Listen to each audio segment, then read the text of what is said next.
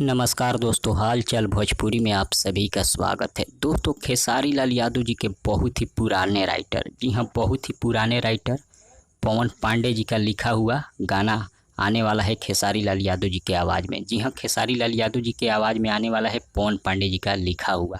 आपको बता दें, गाने का बोल है बाबा लोग रही कि रोग रही। जी हाँ, बाबा लोग रही कि रोग रही गाने का बोल है। और इस गाने को गाए हैं खेसारी लाल यादव जी अपने मधुर आवाज़ में। और इस गाने को पवन पांडे जी लिखे हैं, लॉर्ड जी का म्यूजिक है, जिसे रिलीज किया जाएगा म्यूजिक वाइड चैनल से। जी हाँ, म्यूजिक वाइड चैनल से इसे रिलीज किया जाएगा। आपको बता दें, इसे रिलीज किया जाएगा 28 जुलाई को सुबह 6 बजे। जी हाँ, 28 जुलाई को सुबह 6 बजे रिलीज किया जाएगा म्यूजिक वाइड चैनल से।